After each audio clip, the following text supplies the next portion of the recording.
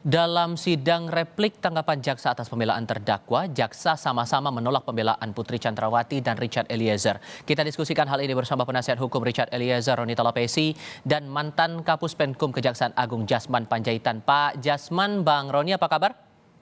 Ya, kabar baik. Terima kasih sudah bergabung bersama kami. Kayaknya nih masih agak mengganjal ya Bang Roni dengan ditolaknya pledoi Anda, terutama dengan alasan yang paling berat di situ di mata jaksa adalah posisi Richard Eliezer sebagai eksekutor langsung yang menghilangkan nyawa Yosua. Komentar? Iya, catatan kami adalah terkait dengan replik oleh jaksa penuntut umum, kita melihat ada beberapa catatan ya. Pertama, catatan yang kami melihat bahwa dari pledoi yang hampir keseluruhan ketika kita bicara tentang teori hukum, tidak semuanya dibantah oleh jaksa penuntut umum. Jadi ada beberapa catatan terkait dengan alat yang dimana ahli dari jaksa penuntut umum, ahli pidana yang menjelaskan alat tidak bisa diminta pertanggungjawaban. Kalau tadi saya lihat di replik tadi tidak dijabarkan atau tidak disampaikan. Kemudian terkait dengan kalau yang tadi disampaikan perintah di mana disampaikan oleh jaksa penuntut umum itu adalah loyalitas. Bentuk loyalitas dari Richard Eliezer. Nah, kalau catatan kami, kalau loyalitas itu kami sudah cek di kamus bahasa Indonesia, loyalitas itu artinya kepatuhan. Nah, ini menggambarkan dengan sikap Richard Eliezer ya, bahwa dia dilatih di Watukose waktu itu sebagai Brimob, kemudian dalam fakta persidangan dia tidak bisa mengelola atau menganalisa perintah, itu sudah terungkap di persidangan. Kemudian catatan kami yang berikutnya terkait dengan yang tadi disampaikan oleh jaksa penuntut umum bahwa hakim tidak terikat terhadap ahli. Tetapi kalau kita lihat di replik terdakwa yang lainnya, jaksa menggunakan ahli untuk menjadi rujukan. Jadi ini ada sedikit perbedaan ya. Tetapi dari catatan ini kami hormati, kami hargai. Nanti kita akan jawab nanti di duplik nantinya. Oke. Seperti itu. Pak Jasman melihat ini di sidang hari ini tidak cuma pledoinya Richard yang ditolak, tapi pledoinya Putri Chandrawati juga ditolak oleh jaksa. Anda merasa bahwa pilihan itu sudah tepat oleh jaksa menolak keduanya? Jadi begini, kalau menurut saya, apa yang disampaikan oleh jaksa penuntut umum hari ini itu memang kelazimannya demikian. Bahwa jaksa itu selalu akan mempertahankan apa yang disampaikannya pada saat tuntutan. Nah, yang sedikit menjadi perhatian saya adalah tuntutan itu sendiri, bukan di replik ini.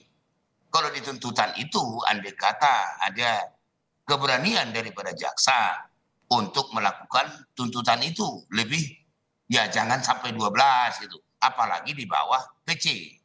Itu, jadi akar permasalahannya bukan masalah di replik atau 12 tahun, tapi kenapa itu lebih tinggi dia dari yang lain. Jadi intinya Anda mau mengatakan bahwa untuk replik oke sudah tegas posisinya, tapi masalah tuntutan seperti yang pernah Anda bilang kepada pemimpin redaksi kami melempem, begitu?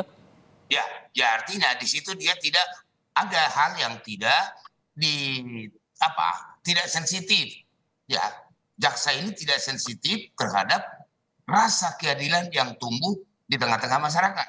Buktinya sampai media meliput perkara ini. Kemudian juga Menko Polhukam juga memberikan perhatian. Bahkan Presiden kita juga memberikan perhatian. Harusnya jaksa penuntut umum pada waktu itu adalah harusnya responsif terhadap apa yang suara-suara hati nurani rakyat itu, gitu loh Pak. Sekalipun pembelaan dari jaksa tadi sempat disampaikan dalam replik, sebetulnya masalah kejujuran Richard Eliezer, terutama masalah status penguak faktanya, justice kolaborator ini sudah masuk pertimbangan dari jaksa untuk bisa menetapkan 12 tahun penjara itu. Nah sekarang, bisa saja kita balik bertanya, apa pertimbangannya kalau begitu membuat PC menjadi lebih rendah?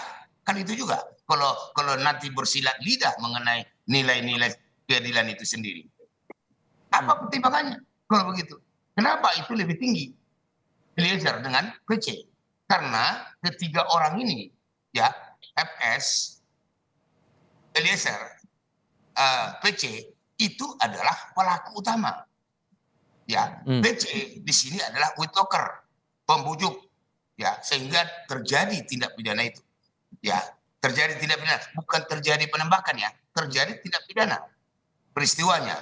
Kalau perbuatannya itu sendiri, handlingnya adalah terjadi penembakan. Sekalipun Putri Chandrawati tidak langsung terlibat penembakan, jadi menurut Anda tidak masuk akal pidananya, tuntutannya Putri lebih ringan daripada Eliezer, begitu? Oh iya, itu jelas melukai rasa keadilan yang tumbuh dalam masyarakat. Gitu, Pak. Oke, Bang Roni, tadi sudah sempat disampaikan oleh jaksa masalah kejujuran, masalah justice kolaborator ini sudah dipertimbangkan sebetulnya oleh jaksa menetapkan 12 tahun penjara itu. Dari sisi tim penasihat hukum gimana melihatnya? Ya, kalau kita lihat dari pertimbangan dari tuntutan, kemudian juga tadi di replik, disampaikan bahwa terdakwa adalah yang bekerja sama dengan aparat penegak hukum. Nah, kalau kita mengacu kepada Undang-Undang Perlindungan Saksi dan Korban, tentunya dia harus dijatuhi paling rendah dari terdakwa yang lainnya. Itu kan berkaitan dengan tuntutan tentunya. Tidak bisa dikesampingkan. Karena apa? Kita melihat bahwa LPSK sudah mengirimkan surat kepada jaksa penuntut umum. Tadi saya setuju dengan pernyataan dari Pak Jasman bahwa ini adalah terkait dengan rasa keadilan yang ada di masyarakat. Jadi bukan hanya seorang Richard Eliezer. Kenapa? Karena kasus ini menjadi tolak ukur ke depan penegakan hukum ke depannya. Kenapa? Ketika seseorang menjadi justice collaborator, ketika dia dituntut lebih tinggi jauh dari terdakwa lainnya, nah ini yang melukai rasa keadilan.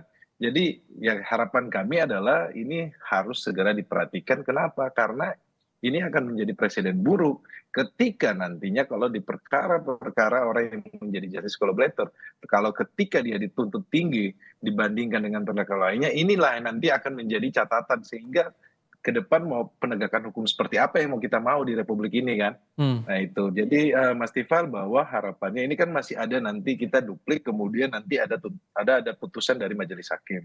Kami berharap bahwa putusan majelis hakim kami sudah sangat percaya bahwa proses ini sudah berjalan baik, lancar oleh majelis hakim, kita diberikan ruang hak-hak dari klien kami ketika menjadi terdakwa.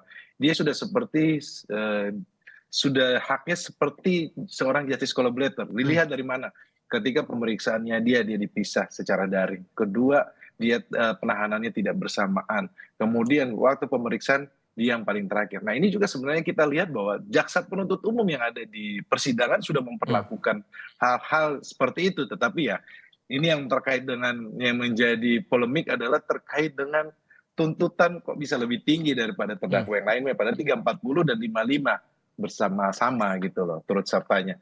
Jadi ya itulah yang menjadi catatan ya bahwa penegakan hukum seperti apa yang mau kita mau ke depannya kalau seandainya seperti ini. Seperti itu Mas Tifal. Oke, terkait dengan pembuktian dari pihak Putri Chandrawati sendiri nih Pak Jasman, Anda melihatnya sudah cukup atau masih ada yang kurang nih sebetulnya? Jadi Pak Jasman.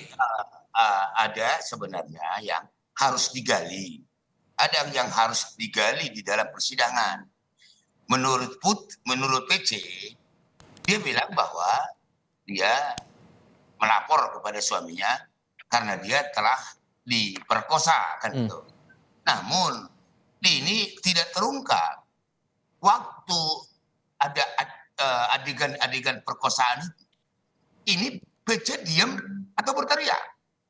Ini yang tidak terungkap di persidangan. Oh bisa saja kalau misalnya PC mengaku seperti itu, tapi kalau ada peristiwa pemerkosaan, tentunya yang diperkosa itu kan akan berteriak, tolong. Maka orang-orang yang di sekitar itu akan datang mendengar ke arah suara itu.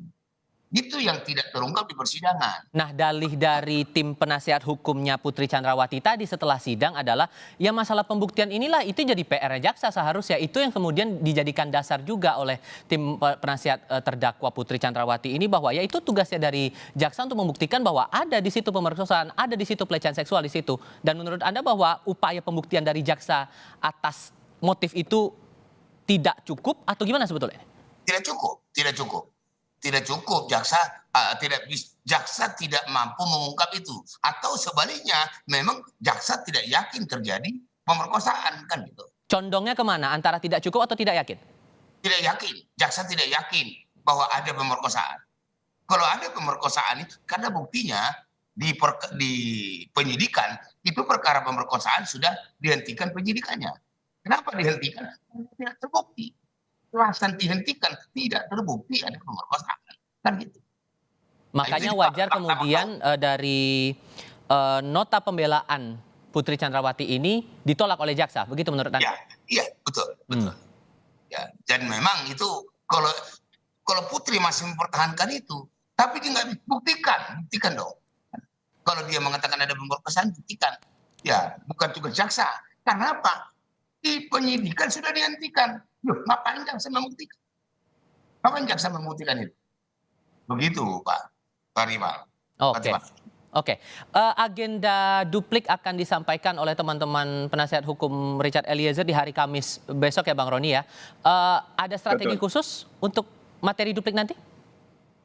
Iya Mas Tifal, tentunya kita tetap konsisten fokus terhadap pembelaan kami ya terkait dengan penghapusan pidana. Kalau kita lihat tadi dari replik dari jaksa penuntut umum tidak banyak membahas soal penghapusan pidana. Jadi tidak dijabarkan secara utuh ya. Tapi kalau nanti di duplik nanti kita akan lebih pertajam lagi tentunya terhadap replik yang dari jaksa penuntut umum.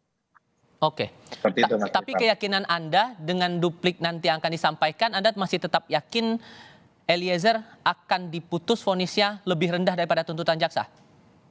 Iya, kita kan bicara tentang pembelaan ya. Terkait dengan vonis tanpa mendahului dari majelis hakim, tentunya nanti kita serahkan kepada majelis hakim. Pastinya kan kita berharap seadil-adilnya.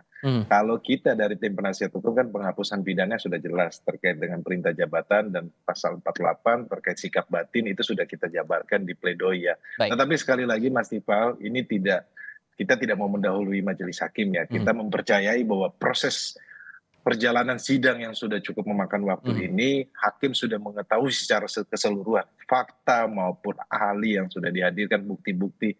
Jadi semuanya kita serahkanlah, kita percayalah kepada majelis yang mulia hakim. Setidaknya proses sidang sudah masuk dalam tahap akhir. Bang Roni Talapesi, terima kasih. Bang Jasma juga terima kasih sudah berbincang bersama kami dan berbagi perspektif di Kompas TV. Iya, singkat saja Pak, singkat saja. Ya, singkatnya. Jadi kalau tadi Pak Roni mengatakan ada alasan menghapus pidana, kan? Jadi itu tidak cukup alasan. Ya. Karena apa? Karena Eliezer bukan dalam pasal 55 ayat 1 kedua Doen Plege. Baik. Bukan. Karena apa? Orang bisa menembak itu tidak dihukum apabila dihukum perang dan eksekusi hukuman mati. Baik. Kalau ini kan tidak. Gitu tambahan saya, Pak. Kami sudah menangkap maksud Anda. Pak Jasman, terima kasih sekali lagi sudah berbincang bersama kami kali ini. Bang Roni juga terima kasih sudah berbincang di Kompas TV hari ini. Sehat selalu untuk Anda berdua. Terima kasih.